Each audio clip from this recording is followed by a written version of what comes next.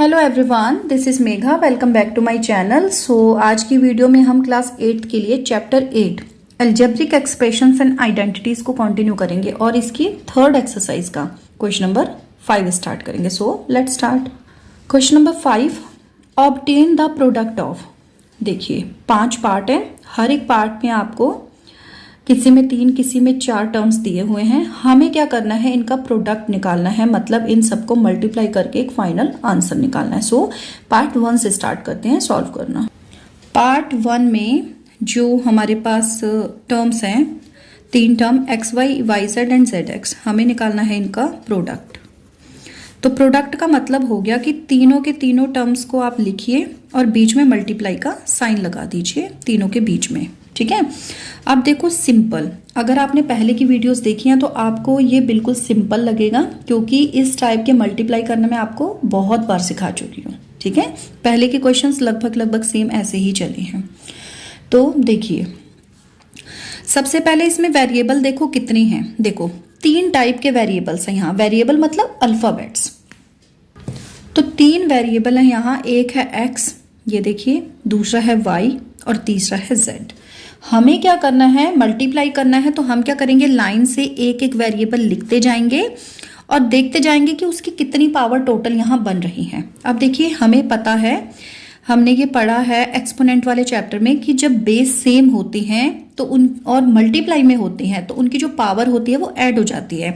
अब देखो यहाँ पे सारे के सारे टर्म मल्टीप्लाई में है, तो हम सेम बेस ढूंढेंगे, यानी कि सेम वेरिएबल ढूंढेंगे और देखेंगे कि वो कितनी बार है, मतलब कितनी उनकी पावर्स है, तो उन पावर को हम ऐड कर देंगे। सिंपल, एक एक्स यहाँ है, एक एक्स यहाँ है, तो एक्स हो गई यहाँ पे 2। नेक्स्ट टर्म है वाई।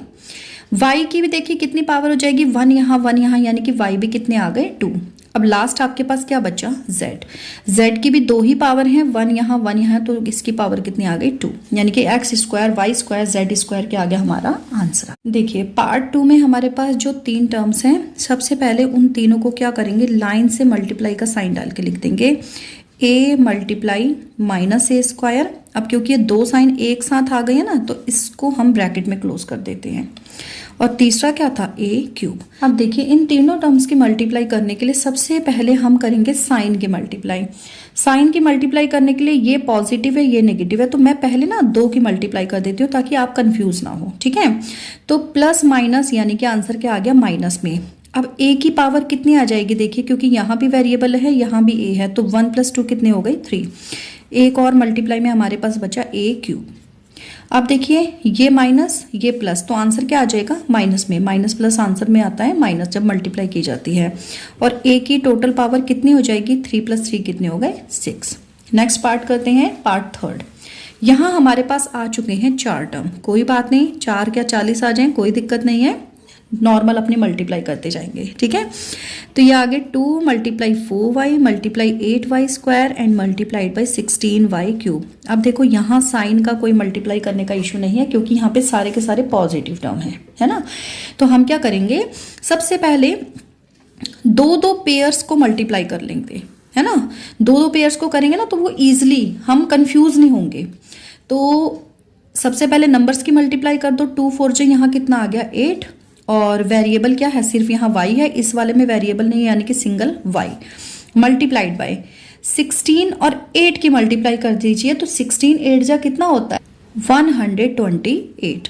और y, क्योंकि यहाँ पे वेरिएबल दोनों जगह y है, यानी कि बेस सेम है, मल्टीप्लाई में है, तो जो y की पावर होगी वे क्या आ जाएगी, ऐड हो जाएगी, 2 + 3 कितने हो जाएंगे 5। अब देखो हमारे पास 2 टर्म आ गए। अब हमने क्या करना है, सेम वही अगेन नंबर की नंबर से मल्टीप्लाई। तो 8 की 128 से मल्टीप्लाई करेंगे, 8 8 जा 64 कैरी 6, 8 2 जा 16, 16 + 6 कितना आ गए 22 कैरी 2, 8 1 जा 8 + 2 कितने आ गए 10। और y की पावर कितनी हो जाएगी 1 यहाँ 5 यहाँ, यानी कि 1 + 5 कितने आ गए 6। 1024 1024 y⁻6 आ गया हमारा पार्ट 3 का आंसर। नेक्स्ट पार्ट देख लेते हैं, पार्ट 4। इसके 4 टर्म हैं a, 2b, 3c, 6abc। चारों को वही सेम प्रोसेस चलेगा, प्रोसेस सब में सेम है क्योंकि प्रोडक्ट करना है, तो चारों के बीच में मल्टीप्लाई का साइन डाल के और लाइन से क्या करेंगे, इनको लिख देंगे। अब अगेन क्योंकि यहाँ पे 4 टर्म्स हो चुके हैं तो हम ना अगेन यहाँ पे 2-2 की पेयरिंग कर लेते हैं। अगर 3 होते हैं तो ईजिली वो हो जाते हैं जब तक वहां पे साइन का इशू ना हो, अदरवाइज वो सिंपल सीधा जाता है। तो यहाँ देखो कितना आ जाएगा, नंबर की नंबर से मल्टीप्लाई, क्योंकि साइन का यहाँ पे भी कुछ इशू नहीं है क्योंकि सारे पॉजिटिव टर्म हैं। तो 2 1 जा कितना आ गया 2, एक यहाँ ए है एक यहाँ बी है, तो 1 1 आ जाएंगे और मल्टीप्लाइड बाय 3 6 जा 18। अब देखिए इन दोनों टर्म्स में ए एक है बी भी एक है, तो वो तो दोनों एक एक बार आ जाएंगे, लेकिन सी कितने हैं यहाँ पे, 1 यहाँ यानी कि 2, तो 2 लिख देंगे सी।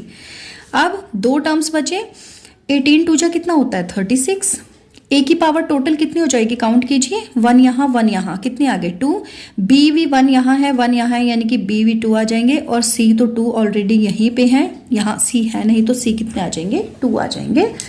तो ये आ गया हमारा पार्ट 4 का आंसर। लास्ट पार्ट कर लेते हैं 5th, m minus M N comma M N P. आप देखिए इसमें साइन वाला आ जाएगा हिसाब किताब, क्योंकि यहाँ पे एक टर्म जो है आपका वो नेगेटिव है, कोई बात नहीं, सेकंड पार्ट की तरह करेंगे इसे। m multiply minus M N, bracket में क्लोज करना है, मैंने आपको ऑलरेडी बताया ही है, एम एन पी। देखो सबसे पहले इन दोनों के कर लो, प्लस माइनस क्या आ गया माइनस, m एक यहाँ है एक यहाँ है, नंबर तो है ही नहीं पूरी लाइन में तो नंबर का है ही नहीं पंगा, ठीक है। m यहाँ पे कितने हो जाएंगे 2 और n कितना आ जाएगा 1, क्योंकि दोनों टर्म्स में सिर्फ एक ही n है। मल्टीप्लाई करेंगे m n p से।